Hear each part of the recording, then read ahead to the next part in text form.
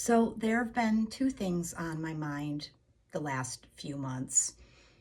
The very music my generation was exposed to, and since this was the 50th anniversary of the cultural phenom that at one time was Saturday Night Live, how those two converge in kind of some interesting ways. Generation X and music.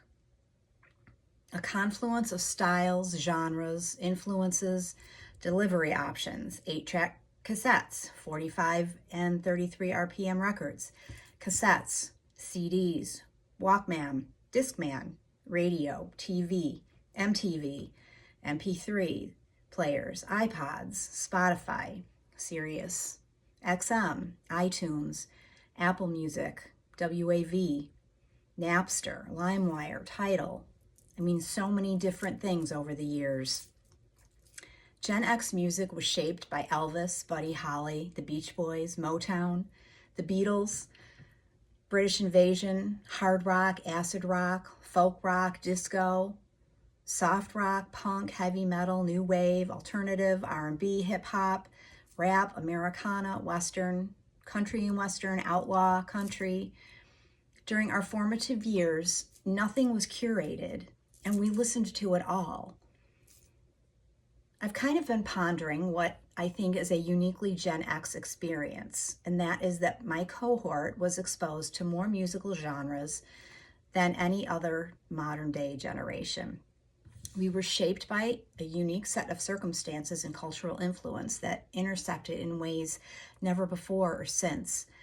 Watching old clips of SNL, I was reminded of how eclectic the show and entertainment in general used to be when television was almost the only access we had to entertainment culture at large, and how we were influenced by television and radio culture in interesting and important ways, especially if you grew up in a rural or semi-rural area like I did. As a kid, you'd watch Saturday Night Live on Saturday night and then Lawrence Welk on Sunday night, Sonny and Cher and Donnie and Marie, Sha Na Na, You Catch Hee Haw, and then Soul Train.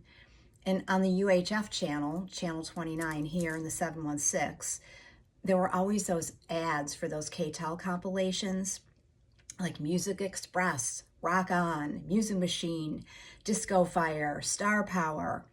These compilations exposed us to an interesting width and breadth of musical styles and genres. How about Sessions 5 album or the 8-track tape collection, Cruisin'? They covered literally every performer from the 50s through the 70s, like Nana Muscuri, Boxcar Willie, Slim Whitman, Money Back Guarantee, Pay by COD. One of the first albums I ever bought was Dick Clark's 25 Years of Rock and Roll. I was completely captivated by the decade and music from the 1950s, the influence of watching Happy Days and Laverne and Shirley, I'm sure. Carl Perkins' Blue Suede Shoes and the Kingsmen singing Louie Louie, a song to which I once participated in a drunken toga-wearing air band performance when I was in college. The Crew Cuts singing Shaboom, Shaboom were and still are all of those some of my all-time favorite songs. And of course, the McCoys' Hang On Sloopy was a classic. R.I.P. Rick Derringer. I'm currently trying to teach myself Hang On Sloopy on the guitar, and it's kind of slow going. But that double album collection is such a lesson in the greatness of 50s and 60s rock and roll. It's got everybody from Fats Domino to Johnny Cash to Otis Redding and Brenda Lee, Al Green and Curtis Mayfield. What a spectacular collection of music. So that was one of my earliest influences. The album opened up to pictures and headlines of major events from the 60s and 50s, and it provided a history lesson as well. Another great history music lesson was actually the album Grease from the movie, which included gems like It's Raining on Prom Night, Blue Moon, Those Magic Changes, Rock and Roll Party Queen.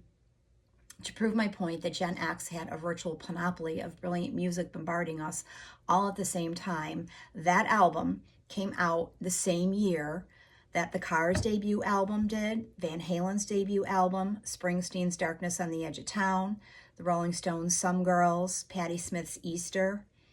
I mean, those are just a few of the varied and amazingly different and interesting releases from 1978. Being forced to listen to your parents' music was also an education. Oftentimes you had to listen to what they listened to. No earbuds, no Spotify. The Walkman hadn't yet been invented, and parents simply ruled the car radio. The local rinky-dink radio station where I live played polka music on Sundays and a mix of country and AM hits during the weekday. Think Raindrops Keep Falling on My Head from the Butch Cassidy soundtrack, and I Never Promised You a Rose Garden by Lynn Anderson. Billy Don't Be a Hero segued into Harry Nilsson's Everybody's Talking About, and those were interspersed by Paul Harvey and the rest of the story. One station would play country, rock and roll, oldies, and disco. You'd hear a song by Debbie Boone played after a tune by Fleetwood Mac, and then the Eagles and ABBA, and some Barry Manilow and the Four Seasons. Neil Sedaka got tons of radio play back on AM radio in the day, as did Barbra Streisand. You heard The Streak from Ray Stevens, and then David Essex Rock On. Like I said, very, very eclectic. My music education began way before I discovered rock and roll. I loved listening to Peter and the Wolf and Tubby the Tuba when I was little. I remember those LPs spinning on my dad's record player. He was a music teacher and a band director, so I also remember him playing his saxophone and clarinet. And he had a copy of the Broadway performance of West Side Story that I listened to over and over. I loved it. From there, I moved on to the Partridge Family and the Osmonds. Once I outgrew the Partridge Family and the Osmond Brothers, I moved on to those late 70s teen bopper idols, Leif Garrett, Sean Cassidy, Andy Gibb, Be Still My Heart, and Rex Smith. Couldn't get enough of them and read every Tiger Beat I could get my hands on. Then I became aware of Rolling Stone magazine. I have a distinct memory, which I think I might have written about or talked about before, of going to Beck's newsstand downtown after church on a Sunday morning with my dad so he could get, some cigars or some tobacco in the newspaper, and seeing the iconic cover of Rolling Stone with that photo of Fleetwood Mac laying in bed, all the members all twisted up in those sheets. And that was so completely intriguing to 11-year-old me. Once I was able to control the stereo in our living room to my liking, usually when I was doing my required Friday afternoon chores, dusting the furniture and vacuuming the carpeting, there was the King Biscuit Flower Hour, Dr. Demento on FM radio. My adolescent brain was filled with all kinds of images and ideas about what the heck they were talking about and playing. They're coming to take me away, haha, they're coming to take me away, hee hee, to the funny farm where life is beautiful all the time. And living so close to the Canadian border, we had a very special affection for the Mackenzie brothers. Take off, you hoser, and other Canadian radio programs and music. I don't think it's even possible to listen to as much Canadian radio anymore. I mean, the signals have become so much weaker, but who listens to radio anymore anyway, period. So let's go back to SNL for a minute. In the first year the show aired, 1975 and 76, here are the musical guests that we were privileged to experience. Billy Preston and Janice Ian, the very first show. Randy Newman, Phoebe Snow, Art Garfunkel, Paul Simon, the Jesse Dixon Gospel Singers, Esther Phillips, ABBA and Loudon Wainwright, Howard Shore and the All Nurse Band. Shore was the musical director for SNL, and famous for scoring films like The Dead Zone, After Hours. Gil Scott-Heron played, Martha Reeves in The Stylistics, Anne Murray, Bill Withers and Tony Basil, Neil Sedaka, Jimmy Cliff, the Preservation Hall Jazz Band, Leon Redbone. That was just in the first season. Season 2 included Kinky Friedman, John Prine, James Taylor, the band, Ry Cooder, Frank Zappa, George Benson, Santana, Tom Waits, Joan Armatrading. Other performances in succeeding seasons included Captain Beefheart, Kid Creole, Fear. To me, it seems as if they were more willing to have controversial or unusual musical guests decades ago. Not all of these guests were well received by the audience, but rewatching them now gives a completely different perspective and so much more appreciation. Wildly different genres and styles, again, super eclectic. What a musical education for young people. And of course, as the culture changed, so did the musical guests. But the absolute fearlessness of Lorne Michaels and NBC to have controversial, not necessarily commercially successful bands would be unheard of today. The other kind of amazing thing about late boomer and early Gen X music is that so many of the artists are still performing, and in some cases still making new music. Mavis Staples, Willie Nelson, Paul McCartney, Ringo Starr, the Stones, Stevie Nicks, Heart is touring, Rick Springfield tours, Cheap Trick tours. Patti Smith just wrote another book, and she's going on a short tour to perform Horses in its entirety.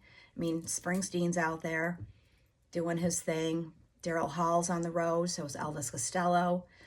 The Eagles and Dead and Company and the U2 with their residencies at the Sphere. Was there ever a time prior to this where 70 to 80-year-olds were still going this strong, still tearing it up? I guess two things are at play here. Number one, advances in health and healthy lifestyles for one.